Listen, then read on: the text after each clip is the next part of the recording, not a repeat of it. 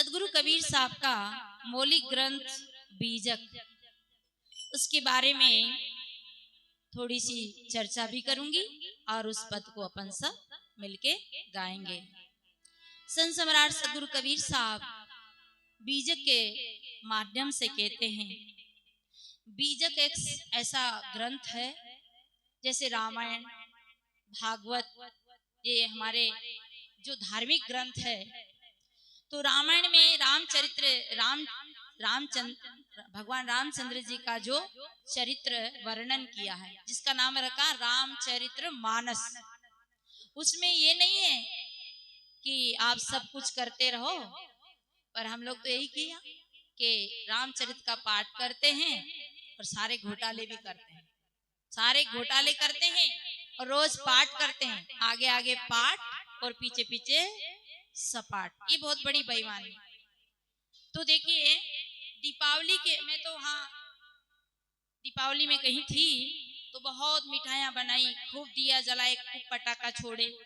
मैं छत पे कुर्सी लगा के बैठी थी, मुझे शायद हम पहाड़ावती थे, हर साल वहाँ दीपावली पे मनाते त्योहार और संतों का सत्संग रखते, तो हम भी गए।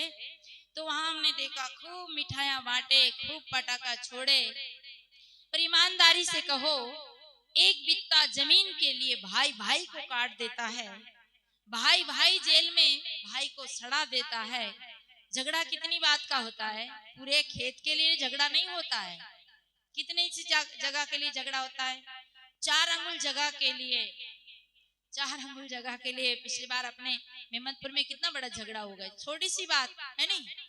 तो जब हम राम को ही मानते हैं तो राम का पात्र भी हमारे जीवन में, राम का रोल भी हमारे जीवन में अदा होए, तब तो हम राम माने। तो राम जी ने देखो अयोध्या की गद्दी को फुटबॉल बना दिया। इधर से राम जी ने लात मारी तो भरत जी ने भी, अगर भरत जी के अंदर लोभ होता तो भरत जी चलो अच्छा भला पाप कटा, मेरी माँ ने बढ़िया काम किया, अब मेरा राज और मेरा घर और मेरी माँ। परंतु जितना त्याग राम का रहा उतना ही त्याग भरत का भी रहा। हम उनके नाम को जपते हैं, उनके नाम से दीपावली मनाते, दिया जलाते, पर क्या हमारे दिल में दिया जला? क्या हमारे अंदर प्रकाश हुआ कि राम जी ने कैसा पाठ अदा किया? तो हम रामायण को पढ़ते हैं, पढ़ना भी चाहिए और उनके जीवन चरित्र को जानकर अपने जीवन चरित्र का सुधार करना चाहिए, उनके आचरणों को हम अपनी जिंदगी में उतारना चाहिए। दूसरी है भागवत गीता। भागवत गीता में भी बहुत बड़ा कहानी है। वहां पे कौरव पांडवों की लड़ाई है, ये सब आप जानते हैं क्यों हुई, कि दुर्योधन अभिमानी था और पांडवों को एक बित्था भी जमीन देने को कहते सुई के नोक के बराबर। अच्छा, हम रोज राम भागवत पढ़े, रोज कहें कि कौरव बेईमान थे, कौरव बदमाश थे, दुर्योधन बहुत अहंकारी था। हम पढ़ते हैं, क्या वैसा हम तो नहीं है? क्या वैसा हम भी तो नहीं कर रहे हैं? क्या हम भी अपने गरीब भाई को उठा रहे हैं कि नहीं? क्या हम ऐसा है कि नहीं? क्या होगा उन कहानियों को सुन सुन के हम हमारे स्वामी जी कहते हैं ना, सुन सुन के सुन हो गए, कहानी निरा सुनावे। इसी कथाओं को सुनने से कुछ भी नहीं होगा, कथा से अपनी व्यथा सुधरे तो कथा हुई। और कथा सुन रहे हैं, खूब कथा सुन रहे, बहुत अच्छी गाई, बहुत अच्छी कही। तो सदगुरु कबीर साहब का जो बीजक है वो किसी की कहानी नहीं है, किसी की महाभारत नहीं है, किसी की स्त्री चुराई नहीं गई है। उस बीजक में किसी को हराया जीताया नहीं है, उसमें अपना गड़ा हुआ धन, अपना शांति रूपी धन, अपनी जो जीवन की जो सुख है, शांति है वो, और अपना असली परमात्मा, अपना असली राम, वो दिखाने के लिए वो कहानी है। मुझे एक कहानी आ गई, भजन सुना दूं, फिर उसके बात कहूंगी। तो यहाँ यो बीजक का जो पद मैं बोलना चाह रही हूँ, आप बड़े ध्यान से सुनना। ये पद है, राम तेरी माया धुंध मचावे, राम तेरी माया धुंध मचावे। देखो राम के जीवन में भी बहुत द्वंद्व हुआ कि नहीं हुआ, झगड़ा हुआ था कि नहीं। राम जी के जीवन में बहुत द्वंद्व मचे, झगड़े मचे, लड़ाइयां हुई। क्यों हुई? क्योंकि ईमानदारी और बेईमानी की लड़ाई बताते हैं। तो जितनी माताएं विधवाएं हुई राम जी के उपस्थिति में, भगवान राम के राज में लड़ाई होते समय, चाहे वो शत्रु पक्ष की हो चाहे मित्र पक्ष की हो, उन बच्चों का, उन माताओं का तो कोई दोष तो नहीं था, पर लड़ाइयां हुई तो खूब खून खराबे हुए, लाशें बीच गई। इतना झगड़ा हुआ कि झगड़े की शुरुआत पूरी बता भी नहीं पाएंगे। आप सब टीवी में रोज देखते, नकली देखते, पर देखते तो है, पर हम तो इतने हैं तालियां बजाते हैं। कोई रावण पक्ष का मर जाए तो हमें बहुत खुशी होती है ना। बेचारा रावण ने अपना तो कोई नहीं बिगाड़ो, पर राम जी को बिगाड़ियो जब में भी अपन दुखी हुआ। बात तो अच्छी है क्योंकि राम जी अपना है ना, इसलिए।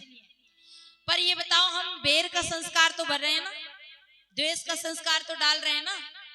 भाई राम जी की परिस्थिति थी, राम जी के साथ रावण लड़ा, अपने साथ तो राम जी भी नहीं लड़े, रावण भी नहीं लड़ा, पर हाँ बढ़िया मारे, अच्छा मारे, अच्छा बढ़िया। अब यूं देखते कब इसके सीधी छाती में बाण जाए। हम यही से हिंसा का संस्कार डाल रहे हैं, हम यही से हिंसा कर रहे हैं। यहाँ तक कि फिल्मों के जो पहले में तो अभी देखती भी नहीं हूँ, पर छोटेपन में देखते थे ना, तो फिल्म का जो दूसरा जो शत्रु पक्ष का मरता था ना, सच में मैं भी तालियां बजाती थी, और इधर का मर जाता तो रोती थी, मैं रोती थी। अब उससे मेरे कई रिश्तेदारी करनी क्या, अब वो तो खाली नकल बता रहे हैं, पर मैं यहीं से रोती थी, अरे ये क्यों मर गए। ऐसा होता है। और चुनाव के समय भी यही होता है। जब कोई अपन कांग्रेस वाले को मानते हैं नहीं, कांग्रेस वाला हार जाता है ना, तो जन अपनो बाप ही मर गयो। और जब जनता पार्टी वाले को मानते हैं, जनता पार्टी वाला हार जाता है ना, तो उसने अपनो भाई मर गयो। और उन नेताओं को बोले 10 हाथ जोड़ो, कोई यहाँ देखने वाला नहीं है, झूठी बातें हैं। तुम्हारा तो तुम्हारा भाग, हमारा तो हमारा कर्म, हमारा पुरुषार्थ, हमारी मेहनत रंग लाएगी, सुख देगी। कोई आपको सुख देने वाला नहीं है। इसलिए ये झगड़े बहुत हुए, हर जगह झगड़े, अपने घर में भी झगड़ा होता है। तो यहाँ साहब ने इस पद में कहा है, ए राम तेरी माया धुंध मचावे, राम तेरी माया धुंध मचावे, राम तेरी माया धुंध मचावे, राम तेरी माया धुंध मचावे, राम तेरी माया धुंध मचावे, या धुंध मचावे, राम तेरी माया धुंध मचावे, ए राम तेरी माया धुंध मचावे, राम तेरी माया धुंध मचावे, तेरी माया धुंध मचावे, राम तेरी माया धुंध मचावे। गति मति माँ की समझ परे नहीं, गति मति माँ की समझ परे नहीं, सुर नर मुनि न जावे, राम तेरी माया धुंध मचावे, राम तेरी माया धुंध मचावे, राम तेरी माया धुंध मचावे।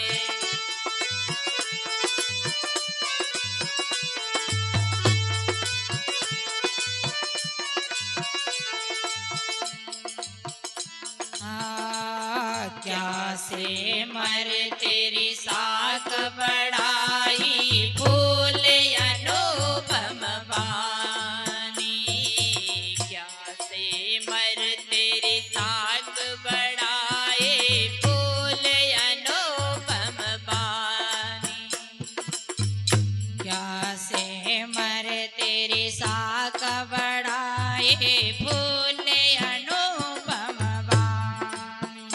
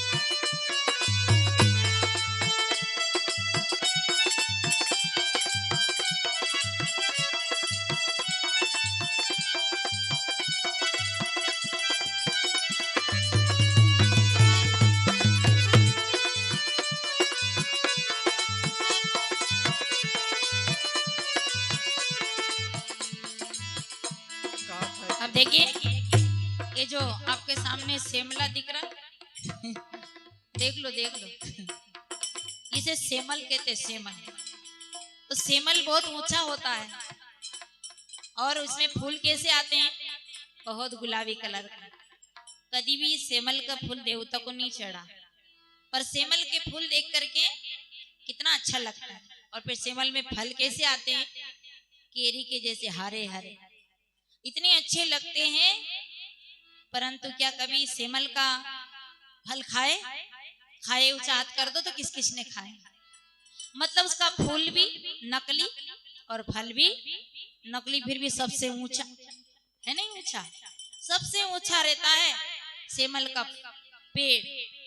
इसलिए सदगुरु कहते क्या सेमर तेरी शाखा बढ़ाई, उनकी डालियां कितनी बड़ी है, और तेरी शाखा पत्ता का जो उपमा दे तो उपमा नहीं दे सकते। इतने सुंदर गुलाबी गुलाबी फूल, इतने हरे हरे फल, और बेचारा पक्षी आते हैं फूल देखते जैसे लुभाते हैं कि फल लगेगा, फिर बढ़िया बढ़िया फल अपन बैठ के खाएंगे। फूल के बाद फल आते रहते भी है, हरे हरे आते बहुत अच्छे।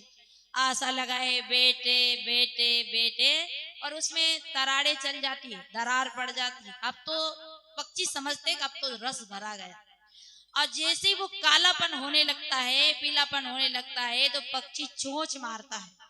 देखो सदगुरु साहिब की दृष्टि कितनी गहरी थी, कहाँ पहुंचे। अपन लोग रोज शिमला देखते हैं, अपनी तो कभी गई नहीं दृष्टि। और वो चोंच मारते तो क्या निकलती है, रुई। तो पक्षी कहता है कि मैं तो मर गया, आशा लगा।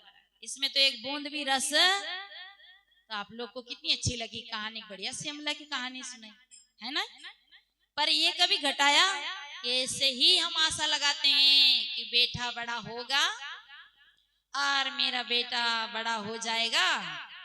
बेचारा पोड़िया महाराज, जंद महाराज, काला महाराज से धोख देवे, पल्ला निकाल निकाल के परमेश्वरा दे दी जो एक जड़ भरत।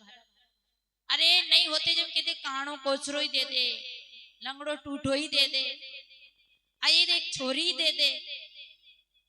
तो वे प्रार्थना करते हैं, आशा लगाते हैं, और जैसे धीरे धीरे बड़े होते हैं और आशा करते हैं बहू आ जाएगी ना गरम गरम। पर बहू क्या कहती है, मेरे अंगने में तुम्हारा क्या काम है।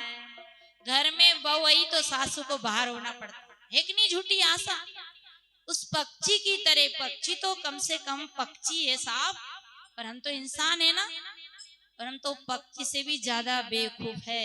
मैं आपकी नहीं कह रही साहब, मेरी बात है। मैंने तो आशा लगाई भी नहीं, ये बात भी है, मैंने तो लगाई भी नहीं आशा, पर ये चेलिया से आशा लगा ली होगा तो कहीं पता चले। भाई चेलिया मिल गई तो कोई भरोसा नहीं किसी का भी।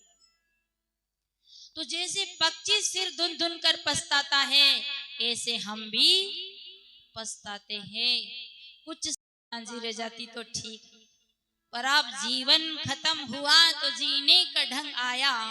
बुझ गई सम्मा तो महफिल में रंग आया। मन की मशीनरी ने जब काम करना सीखा, हर एक पुर्जे में जंग आया। जब चली नहीं अपनी सत्ता अपनी शक्ति, जब तो अपन कहीं नहीं कर पाया, और अब जब सब कुछ शक्ति छीन हो गए तब अपन जीने सीखे। तो साहेब कहते क्या सेमर तेरी साक बढ़ाई, फूल अनुपम बानी, केतक चातरक लाग रे देखत रुआ उड़ानी। कितने चातरक पक्षी आशा लगाए बेटे, पर उसमें से रुई उड़ी तो सिर धुन धुन पछताते हैं। इसी प्रकार हम भी संसार के सुख की आशा लगाए रहते हैं। याद रखना, कभी सोचो कि स्वर्ग में नसरनी लग जाए तो झूठी बात, पानी मीठा हो जाए तो झूठी बात, और कभी सोचो कि सेमल के फूल से हमें फल मिल जाए और रस मिल जाए तो झूठी बात। ऐसे ही संसार में अगर हम सोचे कि सुख मिल जाए तो झूठी बात। सुख तो राम भजन में है, सुख तो ज्ञान में है, सुख तो ध्यान में है।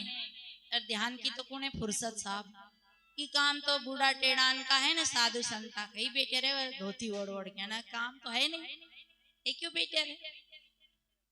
एक जगह में बैठी थी इसे ध्यान, तो एक बच्चों आए, छत्तीसगढ़ की बात है कि कहाँ की, कि मम्मी वो साहेब तो कही होगी धोती, मतलब ये कपड़ा ऐसे ऐसे ढाक लिया मुंह, वो साहेब को कही होगी मम्मी हो। ऐसे बैठी है धोती ओढ़ के, बार बार हमारे टल्लो लगा के जा बच्चे ये क्यों बैठी, मम्मी ये क्यों बैठी, अब वो क्या जाने बेचारे। तो इसी प्रकार हमें जो आत्मा का सुख है, राम का सुख है, वो सब नहीं जानते, हम तो संसार की आशा। तो राम तेरी माया धुंध मचाए, राम तेरी माया धुंध मचावे, राम तेरी माया धुंध मचावे, राम तेरी माया धुंध मचावे।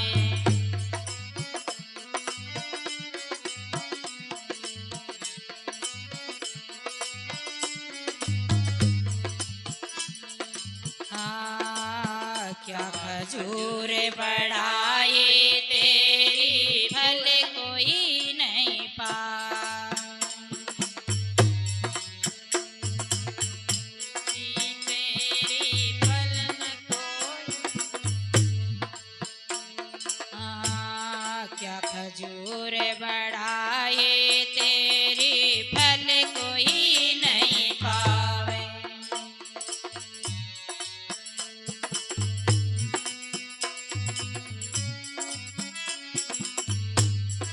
ग्रीष्म ऋतु जब आन तुलानी, ग्रीष्म ऋतु जब आन तुलानी, तेरी छाया काम न आने, राम तेरी माया धुंध मचावे, राम तेरी माया धुंध मचावे।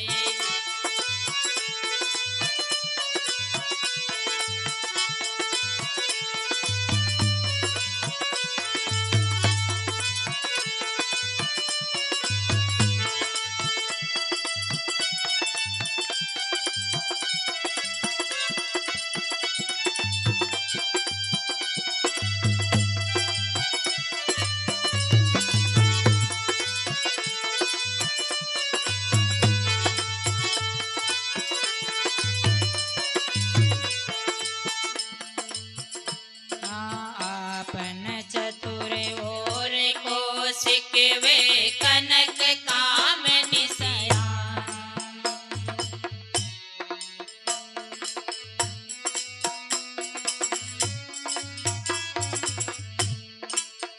कहे कबीर सुनो भाई संतो, कहे कबीर सुनो भाई संतो, राम चरण ऋतु माने, राम तेरी माया धुंध मचावे, राम तेरी माया धुंध मचावे, राम तेरी माया धुंध मचावे।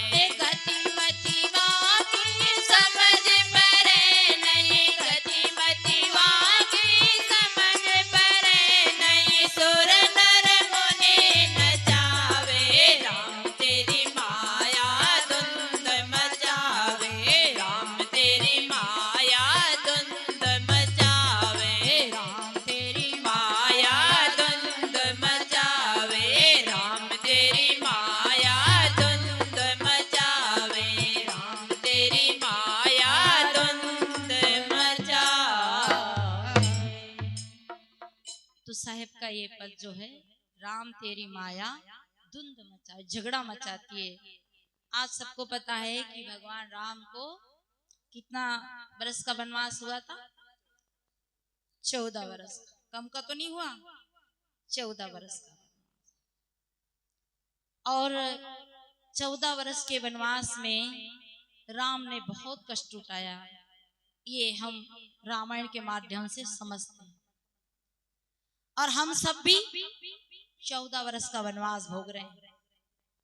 देखिए 14 साल 14 वर्ष क्यों भोगे, क्या कारण था? राम जी के जीवन में भी ऐसी समस्या आई, संकट आया, विपत्ति आई। देखिए राम के जीवन में एक पहली स्त्री आई थी जिसका नाम था ताड़का।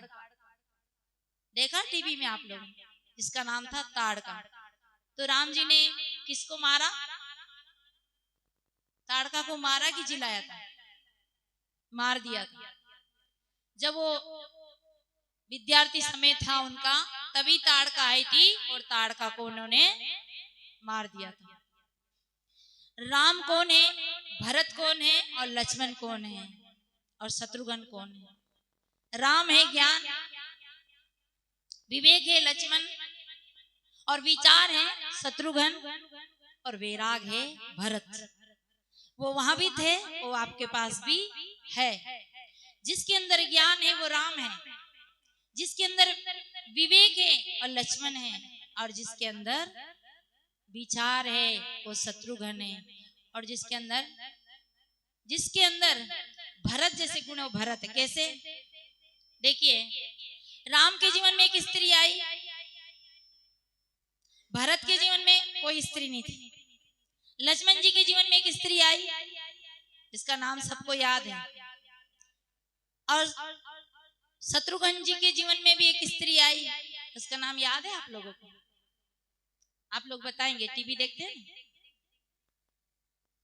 शत्रुघ्न जी के जीवन में कोई स्त्री आई? नहीं आई ना। देखो, देख देख के सफेद बाल हो गया, पर याद ही नहीं, इसलिए तो सुना ही नहीं। शत्रुघ्न जी के जीवन में एक स्त्री आई थी जिसका नाम था कुबड़ी मंत्रा। उसकी कमर तोड़ी थी नहीं, क्योंकि लोभ रूपी स्त्री थी कुबड़ी मंत्रा, और जब उन्हें उनकी बात सुनी तो एक लात मारी तो उसकी कमर तोड़ दी। और लक्ष्मण जी के जीवन में एक स्त्री आई थी जिसका नाम क्या था? शूर्पणखा। शूर्पणखा का क्या किया था लक्ष्मण जी ने? अब तो बता दो, क्या किया था? नाक काट लिया था। लक्ष्मण यानी जो विचारवान के पास में अगर लोभ आता है, आसक्ति आती है, तृष्णा आती है, तो विचारवान उसकी कमर ही तोड़ देता है। और विवेकवान के पास अगर काम रूपी स्त्री आती है तो उसकी नाक काट दे, माने उसको काट देता है। किससे? विवेक से। और भरत जी के राम जी के जीवन में ताड़का रूपी स्त्री आई थी, वो कौन था? क्रोध। ज्ञानी के जीवन में क्रोध आता है तो वो ज्ञान से उसको समझ करके सहन कर जाता है, सबर कर जाता है। और अज्ञानी क्या करता? लट्ठम लट्ठ होता है नहीं। इसलिए इन महापुरुषों का अध्यात्म अपने जीवन में घटाएं तो हमको रामायण के लिए बाहर नहीं जाना पड़ेगा। और भरत जी के जीवन में कोई स्त्री आई थी क्या? ये सब कब तक आते हैं? ज्ञान है जब तक आते हैं, विचार है जब तक भी आते हैं, विवेक है जब तक भी आते हैं, पर वैराग ऊपर की जगह। मतलब सूर्य नहीं निकलता है जब तक अंधेरा, सूर्य निकलने के बाद अंधेरा लुप्त हो जाता है। तो जब वैरागवान हो जाते हैं तो फिर ना चाहना, ना कामना, ना लोभ, ना लालच, सब कुछ समाप्त हो जाता है। वो थे भरत। अच्छा बताओ, भरत कौन कौन? भरत मत बनो, पर भरत की सेवा, भरत का आचरण कौन उतारेगा? भरत मत बनो, भरत तो हम नहीं बन पाते, पर भरत का आचरण कौन उतारेगा? कोई भी नहीं उतारेगा, है नहीं। तो अब आइए, 14 वर्ष वनवास। भगवान राम को कितना वनवास हुआ? 14 वर्ष। हम सब भी वनवास काल में हैं, हम भी वनवास काल में। वाणी से 3 पाप करते हैं, गाली, निंदा और झूठ। तन से 3 पाप करते हैं, चोरी, हिंसा, बेविचार। मन से 4 पाप करते हैं, क्रोध, ईर्षा, मान और छल। कितना हो गया? 4 4 3 3 6 10। और मल विक्षेप आवरण कितना हो गया? 13। और अविद्या कितना हो गया? 14। गाली, निंदा और झूठ। गाली कहां से देते हैं? कान से देते क्या? बताओ, कान से कौन गाली देता है? कान से कोई गाली नहीं देता है, सब गाली मुंह से देते हैं।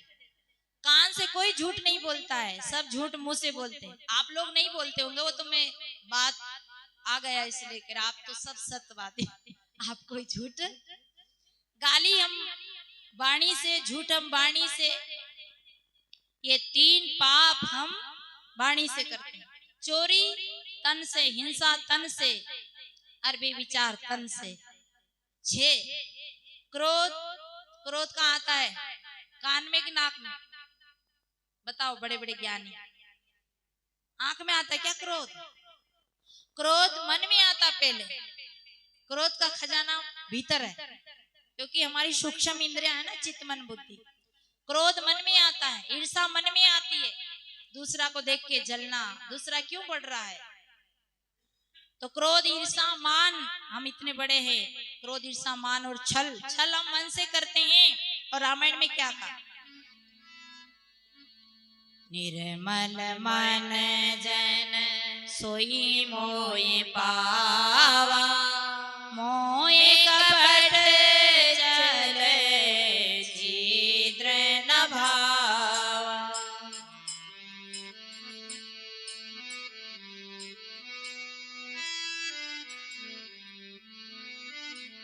निर्मल मन जन सोई मोय पावा, निर्मल मन जन सोई मोय पावा, मोय कपट चले छिद्र न भावा।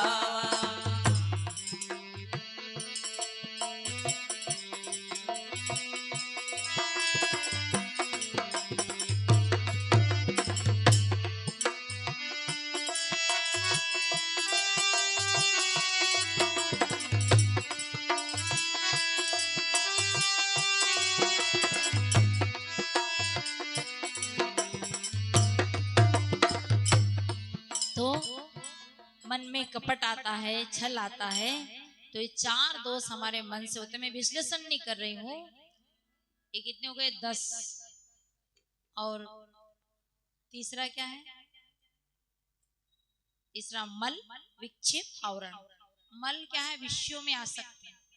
खूब साफ जर्दा को पतो है कि जर्दो सही है क्या, बताओ जर्दा अच्छा है। खूब पता है कि बीड़ी, खूब पता है कि गुटखा सही हो तो बता दो गलत है, फिर भी अपन खाते हैं, क्योंकि विषयों में हमारी, उन वस्तु में हमारी आसक्ति हो गई है। जानते तो है पर मानते नहीं। आवरण, अपने स्वरूप की भूल। और मल विक्षेप आवरण, मल क्यों, मल है विषयों की आसक्ति, आवरण है निस्वरूप की भूल। विक्षेप है चित्त की चंचलता, और ये कैसे हटेगी, मल वैराग से। मल विक्षेप विवेक से, और मल विक्षेप आवरण, आवरण विवेक से। ये एक एक सूत्र एक एक से इसका हटना होगा, और अविद्या ज्ञान से। इसलिए सज्जनों, हम सबको ये कितने हैं, 14, ये 14 के कारण ही हम वनवास में